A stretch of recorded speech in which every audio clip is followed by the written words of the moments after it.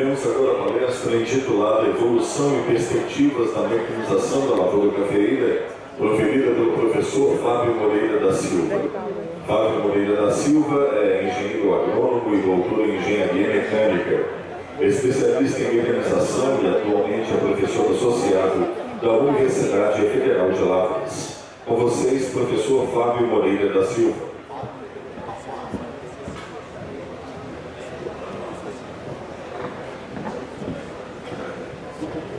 Boa tarde a todos. Agradeço por todos que estão participando do evento. E aí vem o desafio de estar trazendo alguma coisa diferenciada em termos de colheita mecanizada, sobretudo pelo fato de muitos aqui já serem amigos, conhecidos de muitos outros eventos e provavelmente já tenham participado de alguma apresentação que a gente vem fazendo nesses anos sobre colheita mecanizada. Trago os cumprimentos acadêmicos da Universidade Federal de Lavras, uma vez que nós estamos aqui representando todo o grupo da cafeicultura lá da nossa universidade. Evolução e perspectivas da mecanização da lavoura cafeeira é um tema. Falar da evolução é fácil, da perspectiva é mais complicado. Então, o que eu quero destacar? Vou fazer uma retrospectiva rápida, muito rápida. E nisso daí, eu não deixo de falar sobre a missão do produtor. Saiu do foco. Eu acho melhor você mudar mesmo. Melhor não tá, ele não tá funcionando. Não sei.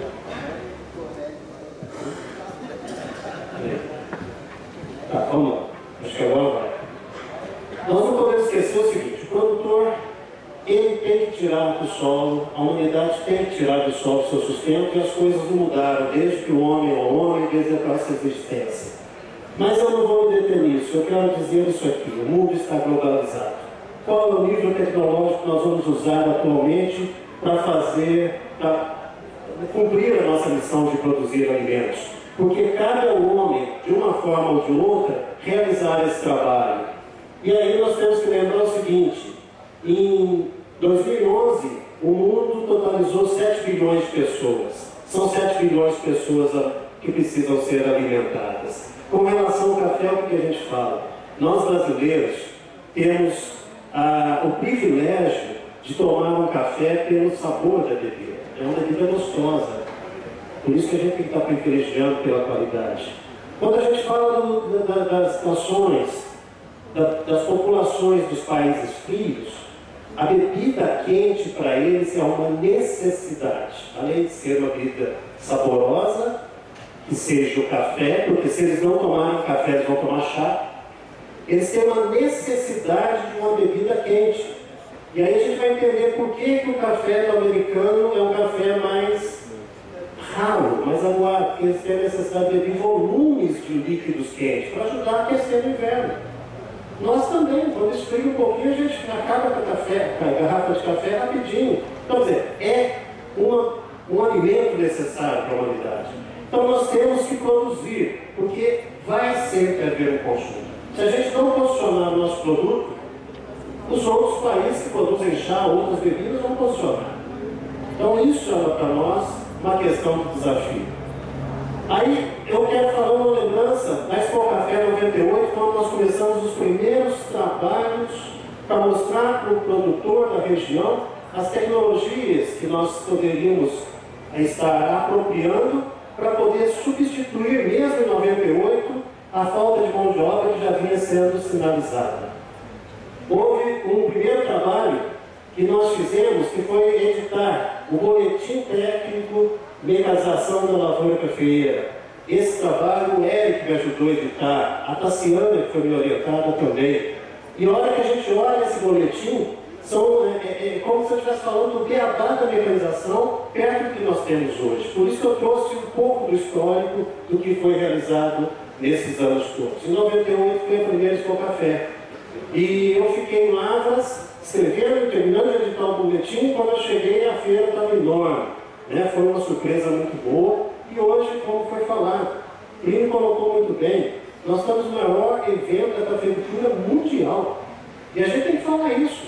Por quê? Porque é um feito nosso. E teria que ser aqui mesmo no Brasil, aonde nós somos os maiores produtores, fornecedores de café do mundo. Então, no Congresso Brasileiro de Pesquisa Cafeeira de 98, nós apresentamos esse trabalho, desempenho operacional das colhedoras automotrizes na região sul de Minas. Por quê? Preconizava que aqui no sul de Minas não era lugar para colhedoras. O próprio Kashima, na época, quando nós convidamos ele para a Expo Café, falou: professor, aí na região para nós. Eu falei: vem, porque é. E deu muito certo, né? Mudou o processo produtivo da cafeicultura. Esse trabalho, por que eu pus ele? Para destacar o seguinte: olha que coisa interessante, nós falamos de velocidade operacional de um trabalho que nós acompanhamos 120 lavouras colhidas mecanicamente, o Roberto Fericoli, aqui de Três Pontas, da Cocatrel, e a velocidade média era 550, a gente achava que estava ótimo. Na velocidade máxima ali das máquinas, o que nós tínhamos na época? K3, Corvan, Brastovich, uma outra unidade aqui e ali, 970 metros por hora, a gente achava que estava voando, né? Você vê como que nós evoluímos. E o que as máquinas colhiam? Produtividade média está lá, 55 sacas por hora. E quando a gente lançou esses números no Congresso, alguns fabricantes falaram: mas está muito baixo. Eu falei: não é a máquina, é a lavoura do sul de Minas que não aceita uma mecanização um pouco mais intensa. E realmente isso acontecia. Tá? Então você vê quanto que nós evoluímos quando a gente fala hoje de colheita seletiva, andando a 1.600, 2.000 metros por hora. Tá? As conclusões desse congresso, o desempenho operacional das colhedoras, 55 medidas, velocidade média 550 metros por hora. A gente estava sequer aprendendo a usar as colhedoras, mas foi assim que nós iniciamos. Tá? Depois nós começamos em 2000 a colheita mecanizada e seletiva do café, um trabalho que a gente fez com o apoio da Jato, um trabalho que revolucionou a colheita seletiva. À medida que nós começamos a produzir conhecimento, dados e repassar isso em eventos como a Expo Café e outros tantos. Desse trabalho, nós tiramos as primeiras indicações, espaçamento ideal de 3 a 13 metros entre ruas, entre plantas de 0,8 a 1 metro. Hoje a gente já fala de 0,5 a 1 metro, porque no sul de Minas nos plantava café de 0,8. Isso nós estamos falando em 2000. Nós já estamos com 16 anos da primeira Expo Café. Quer dizer, 15 anos, é o 16º evento. Carregadores de 6 metros, que a gente briga com isso até hoje, porque tem produtor insistindo que quer ter carregador de 4 metros. Ele não aceita cortar 2 plantas para que a máquina faça uma manobra mais rápida, que gaste aí pelo menos tempo, e ele está pagando a máquina por hora. Nós já mostramos que às vezes a produção de 2 plantas não justifica ele gastar 3, 4, 5 minutos numa manobra. Então, quer dizer, são evoluções que nós temos tido em relação ao manejo da lavoura. E nós fizemos esse levantamento de custo em 2000, no sistema manual, semi-mecanizado e mecanizado. Isso aí foi um levantamento que a gente fez pegando a metodologia das cooperativas, tá? Pachupé, São Sebastião do Paraíso e Cocatrel. E chegamos que, naquela época, a saca produzida na colheita manual, R$ 138.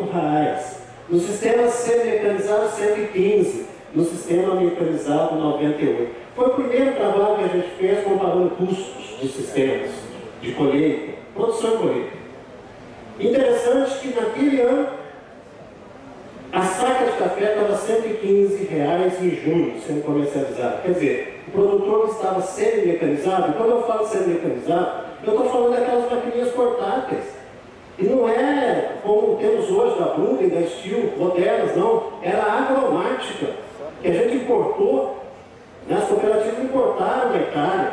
Olha o avanço que a gente teve. Mas mesmo assim, quem fazia esse tipo de colheita estava no negócio. Hoje, nós estamos numa fase também complicada de custo. Nós vamos pegar os números aí que foram apresentados do Educampo, Quem está mecanizado está no negócio. O semi-mecanizado já está descapitalizando. Na mão, então, não é possível. Então, se nós não tivéssemos desenvolvido tecnologia, como é que nós estaríamos sobrevivendo na cafeicultura hoje? Passada essa fase, Expo Café 2001, gerenciamento da colheita. Nós já começamos a preocupar como nós vamos usar as nossas máquinas. Tá? Olha aí, e apresentamos custo. Primeiro custo de produção usando a mesma metodologia que eu uso até hoje. E nós mostramos naquela época que com uma lavoura de 30 a 35 sacas, a máquina fazendo um desempenho de 55, 60 medidas por hora, a um custo operacional de R$ 62,00 por hora, ficaria a medida colhida mecanicamente em R$ 1,50 e R$ 1,58, contra R$ 2,38, R$ 2,86 colhido manualmente.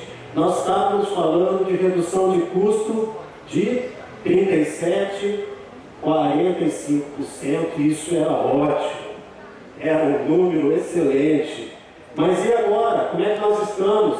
Vamos pegar os dados de 2000 e... De vez em quando dá um pane aqui. Ixi, não é possível. Desculpem, rapidinho, vamos lá.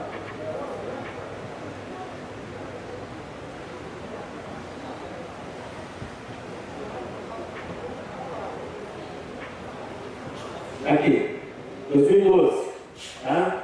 2012 é os números que eu tenho, que eu acredito que vão repetir para 2013, com a pequena diferença de salário mínimo.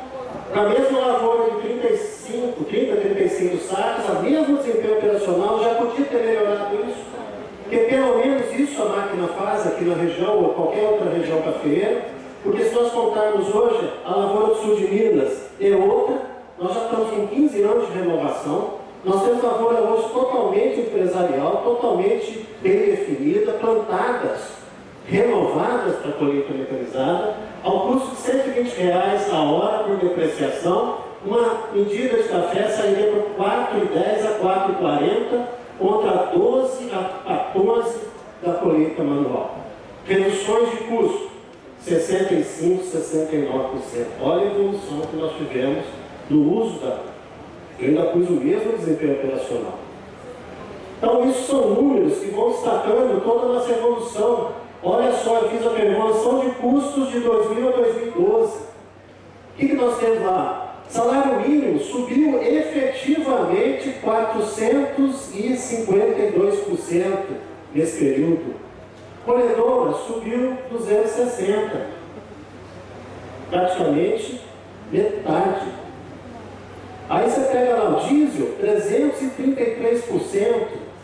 A hora de colhedora subiu 227%. É quando alguém pergunta para mim, professor, que máquina que eu compro? Eu falei, você já colheu de máquina? Não. Então não compra nenhuma. Aluga uma máquina primeiro, que efetivamente é um bom negócio, ganha experiência, tira uma gleba, colhe aquela gleba, treina o teu pessoal, vê se você vai ter terreno, secador suficiente para receber aí 1.200 medidas de café por dia, que é o que a máquina vai jogar no teu terreno. E aí depois você vai estar melhor capitalizado e a gente fala em máquina. Porque todas elas são boas. É a mesma coisa de comprar um carro. Para que você quer o carro? Então você vai escolher o modelo A, B, C ou D. Todas as nossas máquinas estão colhendo bem. E melhoraram muito nesses últimos anos. Isso não tem dúvida nenhuma. A hora que a gente pega lá, a medida de repasse ou a medida colhida manualmente subiu 368%. O repasse manual subiu 228%. Então, ali a última linha, redução de custos. A cada ano, a redução de custo entre a colheita mecanizada em relação ao manual vem aumentando. Nós partimos de 34, já estamos falando de 69. Agora, em 2013, a hora que eu atualizar os números, que é nesse mês de junho que eu faço isso, nós provavelmente vamos estar batendo 70, 72 de redução em relação ao novo. Então, quer dizer, olha a evolução que nós tivemos em 12 anos, ou mais um pouco, em relação a toda a tecnologia. E aí nós partimos da colheita seletiva, que eu acho que foi o grande aprendizado disso. Nós não sabíamos usar as máquinas. E aí quando chegaram para mim alguns produtores, falaram assim, não tem jeito da máquina colher tudo. Eu venho falando isso ano após ano em eventos, assim, ó, não existe colhedora que tire 100% dos frutos da planta. Até hoje não existe. Então não vamos ficar insistindo numa coisa que não está, que é limitante para a máquina. E aí em 2000 nós começamos o projeto de colheita seletiva e falamos, vamos tentar tirar desse ponto que a gente julga ser falho, o benefício. Ela não tira tudo, mas o que ela tira?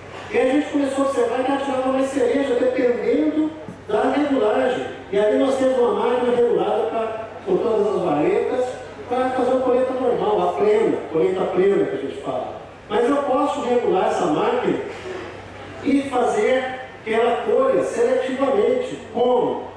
Regulando vibração, velocidade, distribuição vareta e regulagem de freio. Quando nós achávamos que a vibração era o ponto fundamental de colheita, não é a velocidade, para seletiva. Por quê? A hora que a gente entende o princípio de delícia. Como que o fruto sai do ramo? Se a vareta bater no fruto verde, ele solta.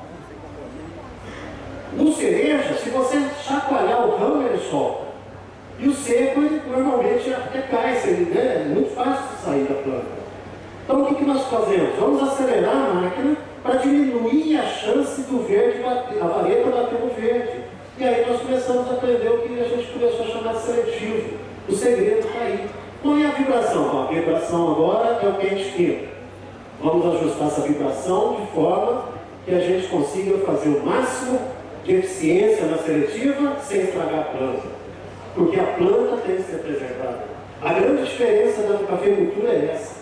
O grande desafio nosso foi esse. Porque quando é milho, soja, trigo, é fácil. Você colhe a planta junto, destrói a planta. Agora você tem que colher e deixar a planta íntegra para a próxima safra. E muito íntegra. Né? Então aprendemos a trabalhar com isso. E partimos para a colheita seletiva. Da mesma lavoura, tirando varetas, usando o artifício de coleção ponteiro. Olha o que nós colhemos. Esse exemplo que segue aqui foi da Expo Café 2003, já da evolução. O que nós falamos? Colheita mecanizada do café, inovações tecnológicas. O que nós estamos usando? Etrel, maturador. Agora nós já estamos usando retardador, que é mature, tentando, com aplicações químicas, ajustar a maturação do fruto para tentar aumentar o volume colhido pela máquina. Começamos a trabalhar também em 2003 em agricultura de precisão, que eu chamo hoje de cafeicultura de precisão, que são duas técnicas totalmente diferentes. Uma é a agricultura precisa para colher plantas, cultivares anuais, milho, soja. Agora, cafeicultura é uma planta perene, é totalmente diferente. Então nós tivemos há 2 semanas atrás, o Eduardo estava lá também em patrocínio, discutindo a cafeicultura de precisão. Nós vamos ter que desenvolver essa tecnologia com muita precisão, porque a lavoura cafeeira é muito diferente de qualquer cultura branca. E ela tenta ter um problema mais sério, pianidade, um ano produz mais, um ano produz menos. Se bem que a mecanização vem mexendo com tudo isso. Nós já temos dados hoje que mostram o seguinte: à medida que você começa a colher mecanicamente, a pianidade está diminuindo. Ela ainda existe, mas diminui, não é aquele valor tão alto e tão baixo. Isso é efeito de você tirar da planta mais rapidamente a carga pendente, a produção, e ela poder se revigorar e produzir melhor no ano que vem. Outra coisa, você não tem habilidade só de um ano para o outro, você tem habilidade dentro da lavoura. Uma planta produz bem e do lado não produz, porque alguma coisa afetou aquela planta e ela produziu menos. No outro ano, aquela que produziu mais produz mais, a que tinha produzido mais produz menos. Então você tem que ter habilidade dentro da lavoura, se você pensar sobre essa técnica. Então quando você vê o mapa de produtividade, você vê lavouras, plantas que tem de 1, 2, 3 litros e planta que tem 8 litros no mesmo ano, na mesma safra, na mesma gleba. É complicado. Então o que a gente estava preconizando para a cafeicultura de precisão? Safra zero. Pessoal, mas por que safra zero? Para você zerar tudo e uniformizar. Se você adubou o solo, corrigiu as deficiências, igualou o solo, os atributos do solo estão agora equilibrados, por que a planta continua produzindo na mesma safra tão diferentemente? Porque ela entrou numa pianidade de safra.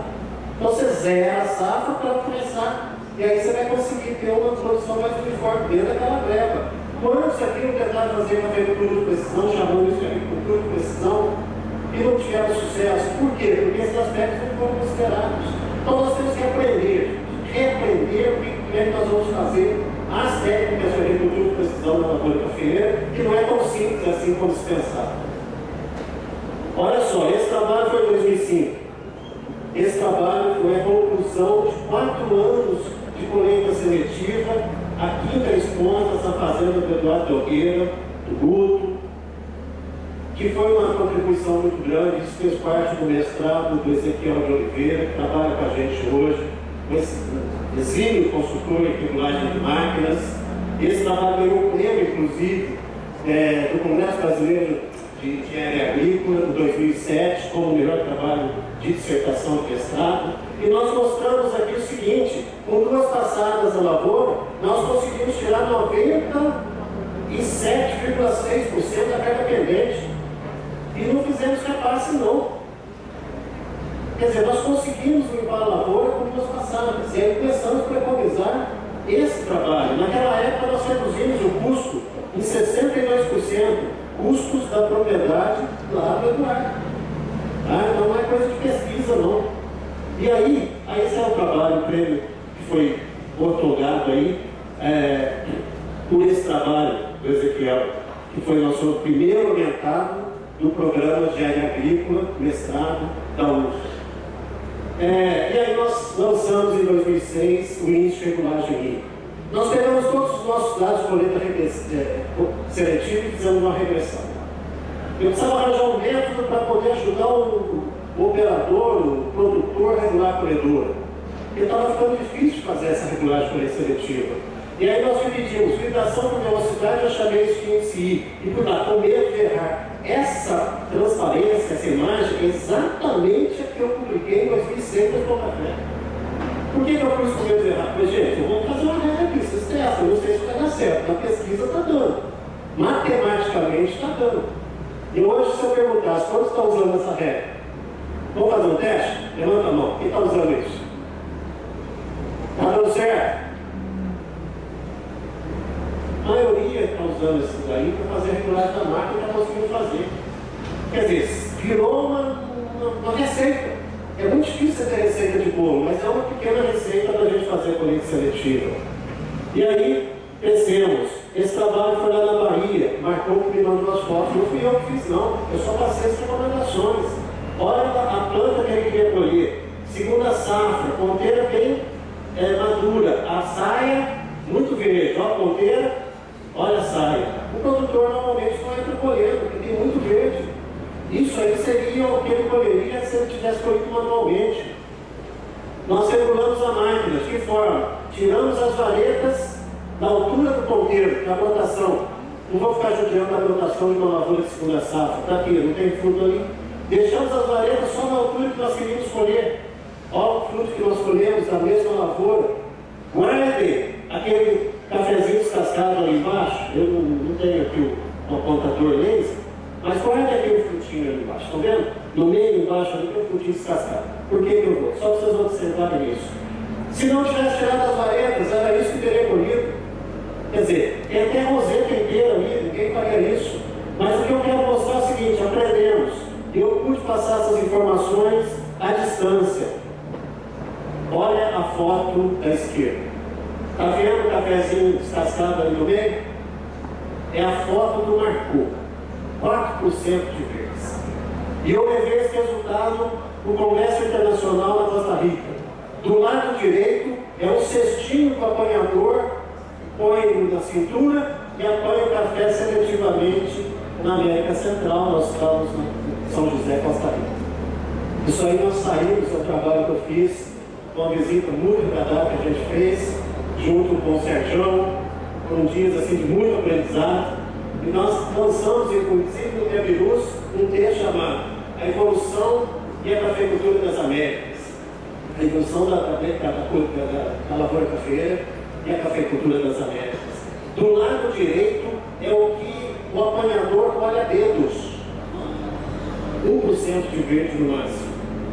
O dia que eu mostrei isso para eles, o pessoal arrepiou. E aí eu, para que não fique oportunamente, para mas eu falo aqui para vocês, hoje nós colhemos mecanicamente, e é um custo muito baixo a colheita que a colônia faz aqui. E eles ficaram muito preocupados ao ver o que nós estamos fazendo aqui. E aí, se você pegar o mercado internacional de café, o Brasil está começando a destacar em qualidade, coisa que a gente não tinha, só se falava assim, o Brasil produz volume, produz volume, produz volume. Mas agora está aparecendo um volume de cereja descascada, um café melhor, um café bebido apenas, num volume que desconheciam. O que é isso? Colheita seletiva. Tem muito produtor fazendo isso, principalmente no Cerrado. O Robin me apresentou aqui, e lá está sendo muito empregado, aqui também está sendo muito empregado. Está tendo alguns produtores que falam, mas não está valendo fazer seletivo, mas tem que ver no que não está valendo. Não está valendo pós-colheita, às vezes de processamento, descascar. Agora, em termos de redução de custo, é uma ferramenta muito boa. E você fraciona a sua produção em duas parcelas, você não sobrecarrega o terreno, você pode manter melhor a sua qualidade. Então essa acho que foi um grande aprendizado nesses últimos anos em termos de colheita. Nós estamos fazendo realmente uma colheita muito técnica. E aí, às vezes não dava certo o coeficiente, né? Lá de relação, vibração, velocidade. E nós entramos com outro trabalho em 2005, foi agora tema de um mestrado defendido em 2008, em 2012, puxando o cafezinho pela força. O que está dando errado? Estava dando errado porque o café não estava pronto para ser colhido. A gente não tinha essa experiência. A gente começou isso só para ver como é que funcionava, isso começou a crescer, e eu comecei a aplicar esses dados nas nossas pesquisas, e eu comecei a ver que eu replicava isso em termos de eficiência de colheita. O César acabou de apresentar uma série de resultados aqui, todos medindo força de desprendimento. A força de desprendimento do fruto varia ao longo da safra e varia também em valores, tanto para o verde quanto para o cereja. Há momentos favoráveis da colheita, há momentos mais difíceis de colheita para todas as variedades, seja elas precoces ou medianas e tardias. E aí nós começamos a desenvolver um equipamento para ver se levava isso para o produtor. Porque a gente, tanto puxar café, principalmente o Ezequiel, ele já sabia até na mão se estava bom ou estava ruim.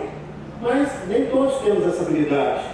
E aí nós começamos a trabalhar esse equipamento, que foi já muito cobrado, era para ter sido lançado ano passado e não deu certo, por questões de correção do programa, e finalmente eu vou apresentar para vocês. Tá?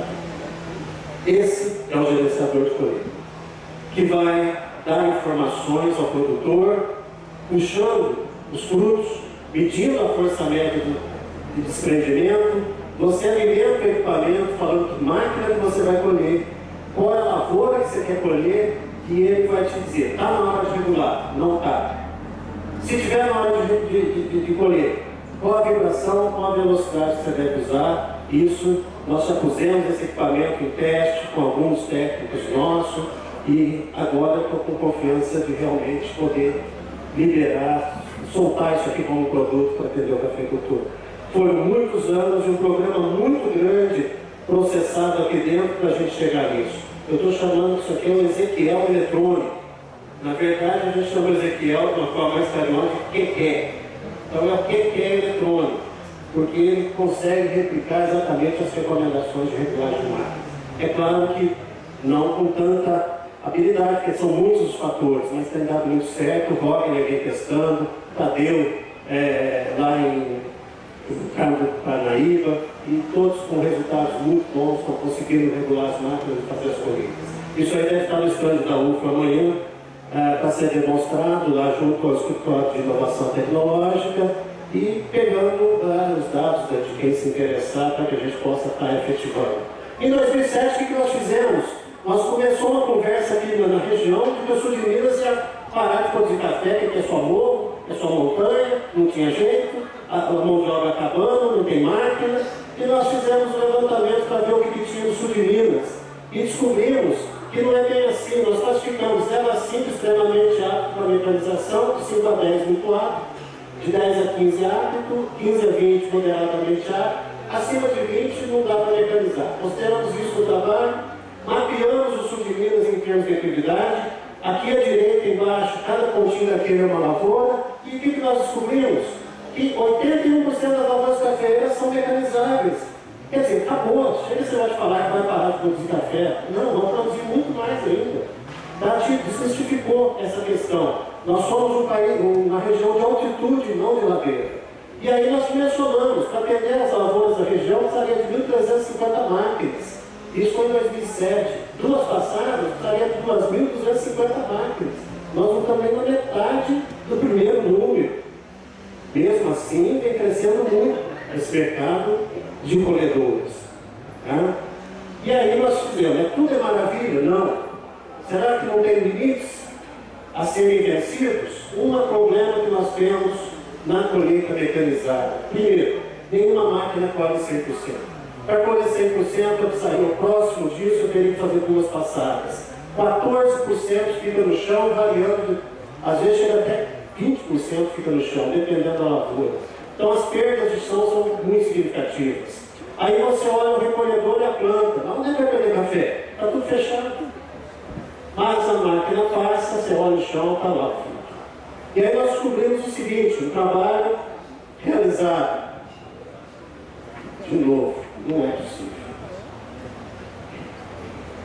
Um trabalho realizado junto com a Jato, na Ipanema, e a maioria do café caído por desalinhamento da máquina em relação à lavoura. 50% do fruto que cai nas lâminas, mais ou menos 50% nas esteiras. Regulando a esteira com velocidade, no caso da Jato, 3.400 metros por hora, nós conseguimos diminuir a perda a 1,5%. Mas o problema está lá nas lâminas. Desalinha. A máquina desalinha em relação à lavoura. O operador está vendo a planta, não está vendo o pé da planta. E a hora que ele desalinha, ele abre demais o recolhedor de um lado, o outro recolhedor não alcança e fica um vão entre o pé da planta e os recolhedores. Testamos esse modelo também.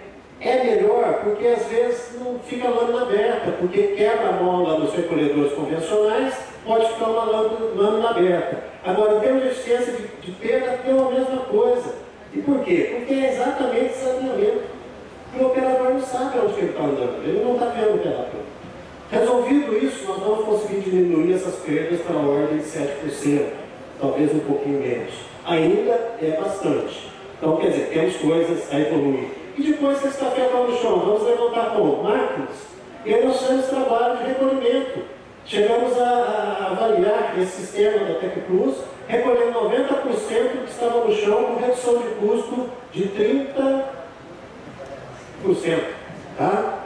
Bom, olha aí, uma lavoura com cisco, folhas, café no chão e depois de recolhimento. Isso não é segredo. Aí uma lavoura também enlenada. E aí começaram as perguntas. Café de chão é um limite? Nós temos que melhorar muito isso aí. Porque são máquinas lentas, o custo, às vezes, operacional mais elevado. Para recolher o café já perdeu a qualidade, sem valor agregado. Perguntas do tipo, e aquela raizinha que aparece quando a gente passa o recolhedor? Não sei. Então começamos um trabalho no ano passado para ver isso. Houve um apoio muito grande dos fabricantes. Por quê? Não seria fácil colocar diferentes modelos de recolhedor da mesma lavoura lado a lado. Então, nós tivemos que fazer um tratado ético, que eu faria o trabalho, mas não apresentaria resultados operacionais de desempenho, simplesmente os valores maiores e menores, para a gente poder ter uma noção. E o que eu mais queria saber, como é que está ficando o solo, depois que são feitos esses recolhimentos. E aí nós temos um trabalho inédito que eu estou trazendo agora, resultados da Expo Café 2013. Olha só, a metodologia, nós pegamos uma lavoura de 3,70 por 75 do Renato Brito, aqui seguindo de Três Pontas para Campos Gerais, uma lavoura que produziu 57 sacas por hectare, colhida mecanicamente, com duas passadas e tinha 18 sacas por hectare no chão. Ano passado choveu, caiu muito café no chão. Nós estávamos lá com 31% da carga pendente no chão. É muita coisa. E entramos com essas máquinas. Modelo arábica, porque ela recolhe mecanicamente na projeção da saia, com vassouras rotativas, com aquelas taliscas de borracha. Sistema sopra de um lado, recolhe do outro, do guiador. Queremos conhecer o que essa máquina faz. É uma novidade, é um novo conceito. Sistema Mogiana, que era tudo no meio, recolhe no meio da rua. E depois o sistema Tec Plus, que recolhe por sucção, aspiração na lateral da planta. E aí nós temos a caracterização das ruas. Tá? 1,9 litros por planta estava no chão, daria 2,54 litros por metro linear, em média das parcelas deu 17,14 sacos por hectare. Volume médio de folhas e ramos chegou a 48 litros, por isso que a gente pôs o latão, né? Até para lembrar desse número. Tá? Muito cisco, muita impureza. E aí eu tenho os resultados gerais. Esses eu posso apresentar. Né? Eficiência de recolhimento variou de 72% a 80%. Eficiência de recolhimento manual, porque o manual foi a minha testemunha. Também foi feito o recolhimento manual com rastelinho, como se fazia antigamente. 90%, 91%, quer dizer, a mão também deixa uma quantidade boa de café para trás. Impurezas recolhidas variou de 22% a 45% entre os sistemas. Impureza do sistema manual, também, 20%. Não vem café tão limpinho assim, não. Velocidade operacional das máquinas, 745 a 1.067 metros por hora. Custo operacional, 418 a 603 reais por hectare. Custo médio recolhido. Medida recolhida estava saindo por 5 a 6,60 por medida de 60 litros. Custo do recolhimento manual, com os operadores, os trabalhadores lá do Renato. Pagamos encargos, todos os custos de pessoal, R$ 1.673 por hectare, estava dando o custo da medida de R$ 12,17. Redução de custo em relação ao manual, de todos os sistemas, variou de 64 a 75. Volume recolhido, 10 a 26 medidas por hora. Volume recolhido manualmente em torno de 1,3 medidas por homem-hora. Então esses são os números gerais que a gente tem. Porque muitos vai dizer, qual é o melhor sistema? É difícil, varia muito do solo, o que está no solo, a quantidade de café que está lá. Pelo menos a gente começou a levantar números que vão servir de fundamentos para nós daqui para frente. Quais números? Esse aqui. Eficiência de recolhimento alcançada pelos sistemas avaliados permite estabelecer uma escala de avaliação. Eficiência acima de 80%, elevado. Entre 70% e 80%, um bom recolhimento. Entre 60% a 70%, razoável, abaixo de 60%, está muito baixo em termos de sistema. Então vocês podem testar o sistema que vocês têm lá agora. E pelo menos a gente começou a ter um padrão para falar, tá bom, tá ruim, tá médio. Lembrando que a mão recolheu no máximo 91%. Então também a mão não recolhe 100%. Tá? Esse foi o resultado que nós tiramos. Agora o resultado mais interessante que eu trago, eu acho que seria esse aqui. Resultado agronômico, de atributos do solo. Depois que nós fizemos esse recolhimento nos diversos sistemas, nós tivemos análise de solo na projeção da saia e no meio da rua. Então o sistema 1 é o manual. Né? O sistema 1, manual está escrito lá, manual. Sistema 1, recolheu na projeção da saia. Sistema 2, recolheu soprando um lado e recolhendo no outro. 3, recolheu no meio da rua. E o 4, recolheu por sucção na barra da planta. E olha só o que aconteceu com a matéria orgânica no meio da rua, no sistema que se junta no meio da rua e recolhe no meio da rua. Aumentou demais a matéria orgânica, quer dizer, de algum lugar saiu, da onde? Debaixo da planta. E assim foi com a maioria dos nutrientes, pH, os atributos, quer dizer, cálcio, magnésio, índice de bases, fósforo remanescente, potássio. Conclusão, eu não sei se isso vai afetar a planta ao longo de 1, 2, 3, 4 anos. Nós vamos continuar esse trabalho. É um trabalho complicado de fazer. Por isso que eu tive que ter apoio dos fabricantes. Mas uma coisa a gente já tem que dizer. Tanto do lado do fabricante, a máquina deve voltar o cisco para baixo da planta. Ou então do lado do produtor. nós vamos ter que pensar realmente fazer esparramamento de cisco como se fazia antigamente. Porque nós estamos mostrando, sim, matéria orgânica e alguns nutrientes, cálcio, magnésio, no meio da rua. Isso vai afetar a planta? Não sei. Aí só o tempo vai nos responder. Né? Bom, avaliação da colheita em segunda safra. Esse foi um outro desafio.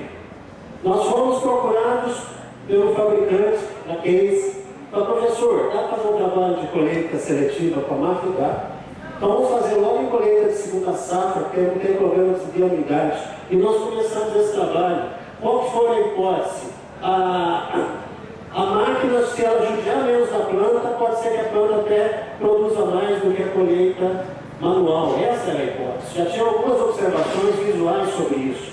E nós começamos a trabalhar nisso porque menor distória, menor quebra de ramos, colheita mais rápida, o que você faz com a máquina, colheita antecipada, maior tempo para a planta se recuperar e produzir folhas e uma florada mais vigorosa. Em cima disso, nós começamos esse ensaio em Carmo do Paranaíba, em 2009, está aí as lavouras, uma lavoura de segunda safra, na Fazenda Bravinhos, um Acaial 144, com 13,5 anos de idade, 1,5 metros de altura, 3,90 por 60, 4.200 plantas por hectare.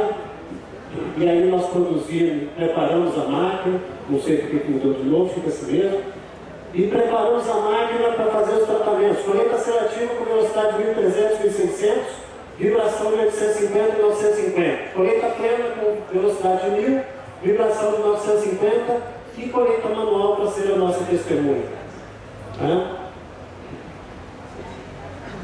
Obrigado. Aí, preparamos a máquina, tiramos as varetas na altura da plantação, lavoura de segunda safra, passamos as varetas de cima para baixo para aproximar um pouco mais, para tirar aquele fruto mais perto do ortotrópico. Colocamos os recolhedores na posição mais baixa possível e uma barra para levantar a saia da planta para não diminuir as perdas de chão. E fizemos os ensaios, daí, medindo a força de desprendimentos, passou a ser regra no nosso trabalho. O verde estava com 13%, cereja com 7% na primeira passada, e fizemos o trabalho para os resultados. Esse primeiro resultado de 2009 já foi um resultado muito interessante, porque aquele resultado que a gente tinha conseguido no primeiro ensaio de colheita seletiva, de 2000 a 2005, usando o K3, nós estávamos conseguindo repetir agora com a Case. Também sobrou na planta apenas 2,9% da carga pendente. Só que a gente estava buscando ver se isso era bom para a planta. Colheita seletiva e os resultados não deram significativos em termos de produtividade no ano de 2010. Medimos a quantidade de brotos, quantidade de folha caída, demos uma nota para a planta após a colheita, mas o que importa está aqui. Primeira safra depois da primeira colheita, 2010. Deu tendência de aumento de produção de colheita seletivo, mas não foi significativo. Repetimos os ensaios todos de 2010, 2011. Aumentou a tendência, mas não foi significativo. Aí fomos teimosos, nós vamos continuar esse trabalho. Repetimos tudo em 2010, 2011, 2012, de novo. Aumentou a tendência, vocês estão vendo a última linha lá, colheita manual, versus aquelas 4 primeiras linhas, colheita seletiva. Finalmente, em 2012, deu significativo. E não foi pouco, não. Depois de 4 anos, apareceu resultados estatísticos, porque a tendência já vinha acontecendo. 21% a mais aonde colheu de máquina. Em 4 safras, deu 27 sacas a mais aonde colheu com 2 passadas. Isso representa 6 sacas a mais por safra.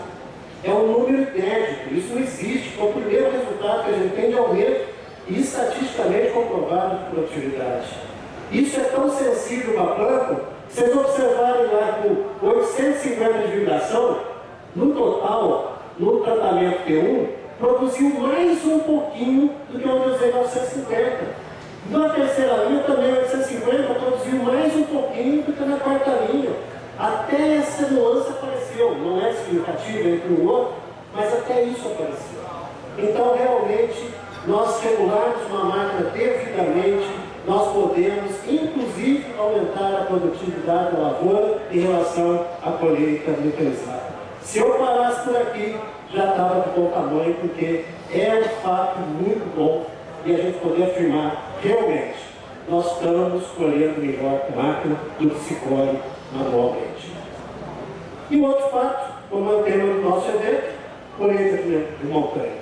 Nós visitamos o Gates do ano passado e mostramos esses resultados que foram publicados na Expocafé 2011. Ele terraceou as lavouras. Ele cortou a parte de cima com lâmina e jogou terra para baixo com lavouras já instaladas. Esse aí é um teste que ele fez numa lavoura, num terreno novo, onde ele terraceou primeiro e plantou na inclinação. Depois, esse ano eu fui lá na área de novo, já está assim, já está na primeira caixinha, está dando no meio 2 litros por planta. E lá vai, está muito satisfeito.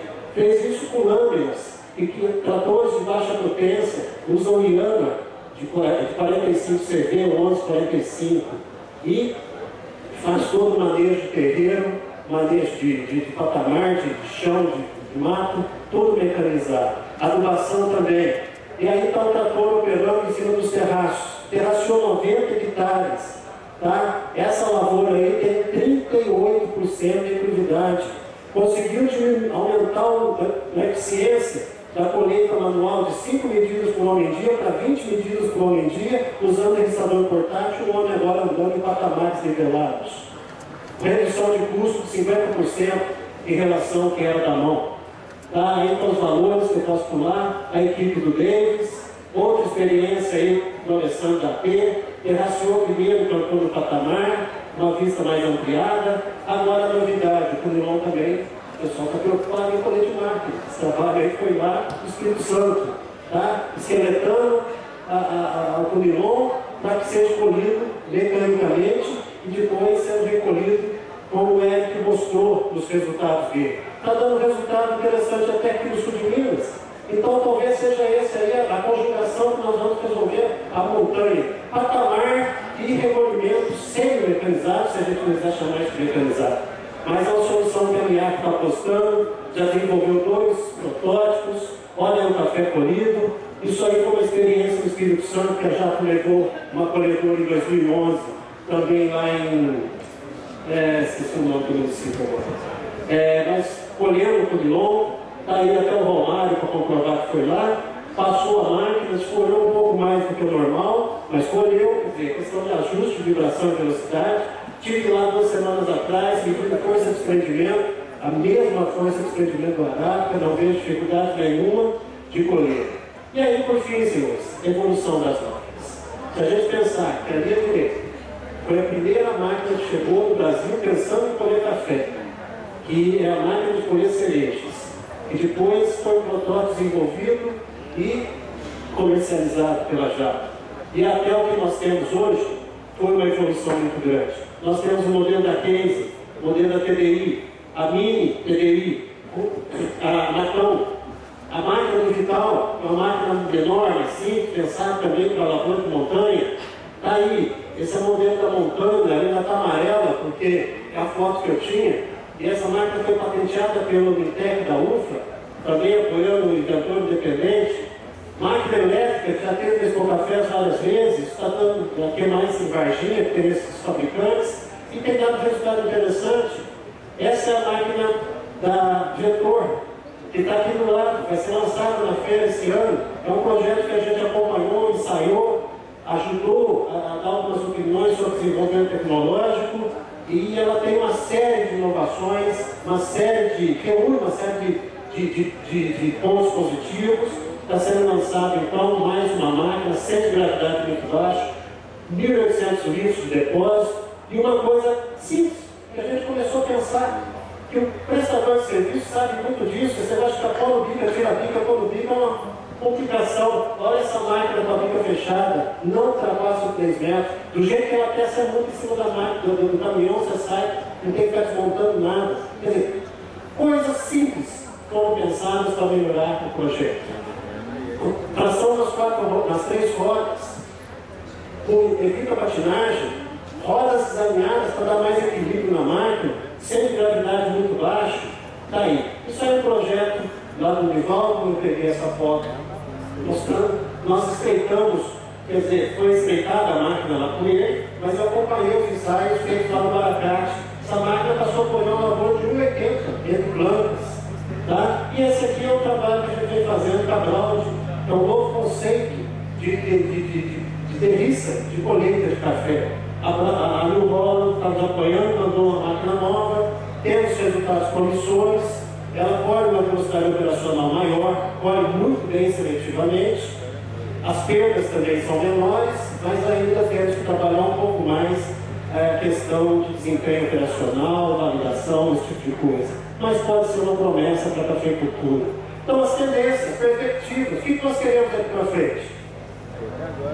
Colheita seletiva, 2 a 3 passadas, colheita em velocidades mais elevadas, diminuição de perda de chão, máquinas mais leves e versáteis, máquinas de dimensões menores para facilitar o transporte, máquinas com graneleiro, regulagem independente de vibração dos cilindros, colheita separada, direita e esquerda em termos de graneleiro, se possível, questão lá do cerrado, você tem a insolação, soldadura, maior exigência de tecnologia operacional, maior nível de automação, a máquina informar para o operador se ela está no centro da rua, não está no centro da rua, velocidade, vibração e outras, velocidade esteira para facilitar a regulagem, sensor de alinhamento, sensor de altura, que altura você está do chão, o operador não sabe, a não ser que ele seja bem treinado para isso, tá? Colheita com cabines elevadas, centrais na máquina, que eu acho que fica mais fácil do operador ver dos dois lados,